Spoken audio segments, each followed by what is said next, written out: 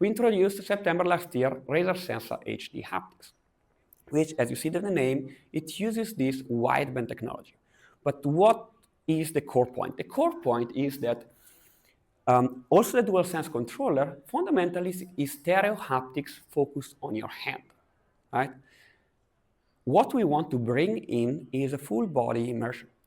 Full body immersion where we do create a full 3D sensations around the user, where we can create a multi-directionality across different devices, where each haptics implementation is well balanced and integrated to create, like, Dolby Atmos spatial sound for the sense of touch. Which is, by the way, actually what I wanted to do in my PhD thesis, just take like 10 years more.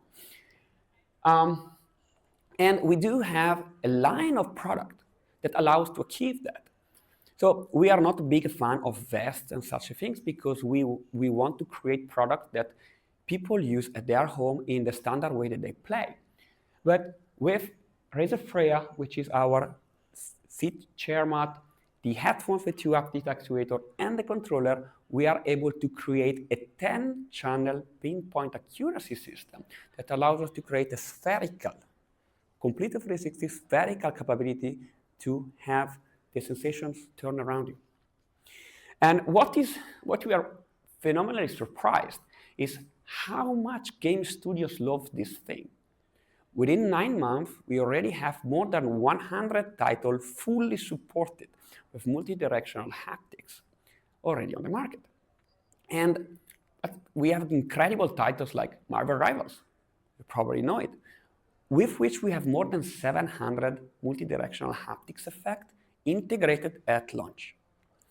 But this also continued with Dune Awakening, that just came out last week. Yesterday, we announced Borderlands 4, which has 200 full multi-directional haptics effect inside. We did Silent Hill. By the way, I was reviewing this one in the night at my place before the lunch, and I couldn't. It was too scared with haptics.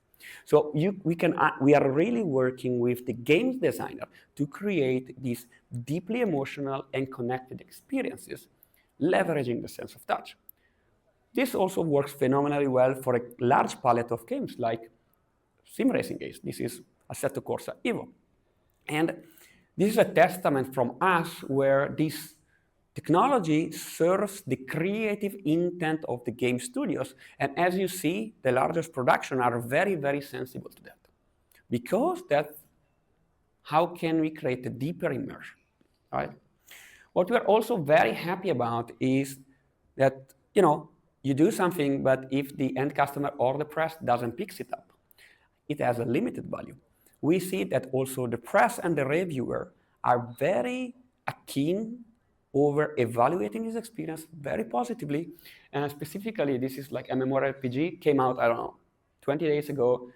And he made a phenomenally long article about describing the tactile experience and how that is strongly ingrained into the gameplay, which is what we want to achieve to bring this immersive experience to the game. So this is where we are with haptics. But what is very interesting for us right now is how to look at multi-sensorial, because haptic alone is one channel and one tool that we can use to enable a better or a more emotional connected gaming experience.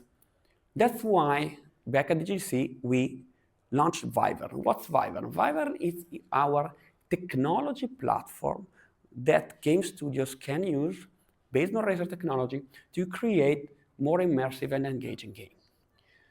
You probably know Razer Chroma RGB, right?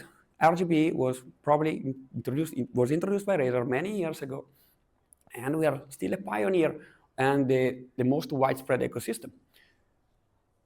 As well as THX, which is our spatial audio technology. Both of them, this is the touch, this is a sense of peripheral vision, and that's the sense of sound. What we are looking at is how can we create multi-sensory merged experience that works together to reinforce the percept, so to reinforce how the gamers perceive these effects in a way that complements the creative needs of the customer, of the game studios. Let's look what we are doing in Chroma RGB. To recap, we have like more than 300 games integrated with Chroma. Every new big launch with haptics has also Chroma, so they're actually ingrained together. And we support more than 50 brands of hardware based on our Chroma Connect. So fundamentally, most of the things out there, beside our competitors, work with Chroma. What we are doing there? Chroma has always been a 2D space, like on your desk. What we are doing, we are bringing it to 3D. We are bringing it in the full global 3D ambient lighting interaction we actually developed a full 3D lighting engine that is able to manage single LEDs in a 3D space with full collision system. This we showed it at CES last year, and what you get actually is this type of experiences where you are concentrated centrally, but your peripheral vision is stimulated correctly with what's happening on the screen.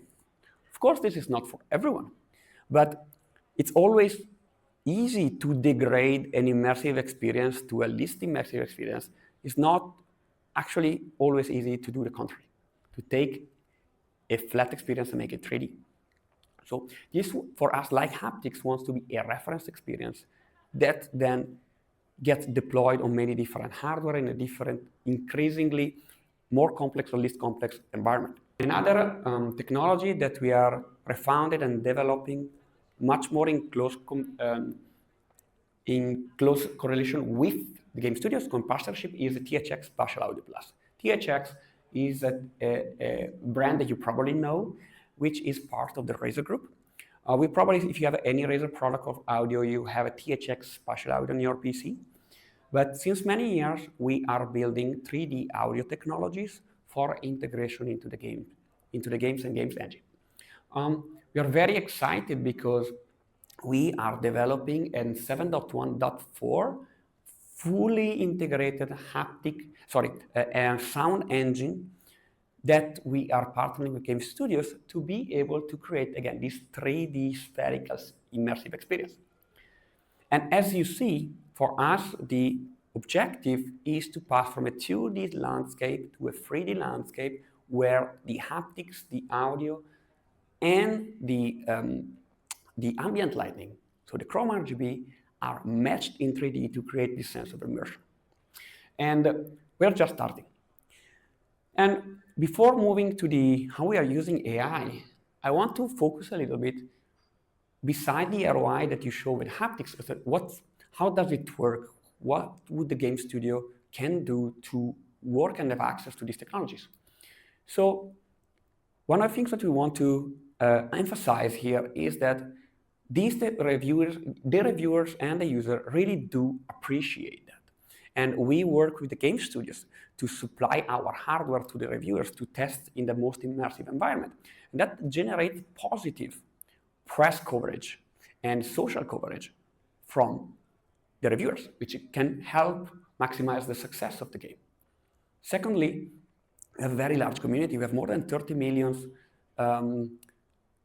users on our social platforms. And we do work in strong partnership with the game studios to co-market the experiences to all of our users. And again, this is usually Razer users are known to be hardcore gamers. And that is a kind of community that you probably want to tap to because we are usually very affluent. Razer customers are usually in the upper tier of ability to afford gears and games. And the third one is really, if you maximize this gamer immersion, that is definitely correlated with retention and ability to convert in purchase. So you have 3 pillars here that you can leverage by working with us to maximize the impact of your game.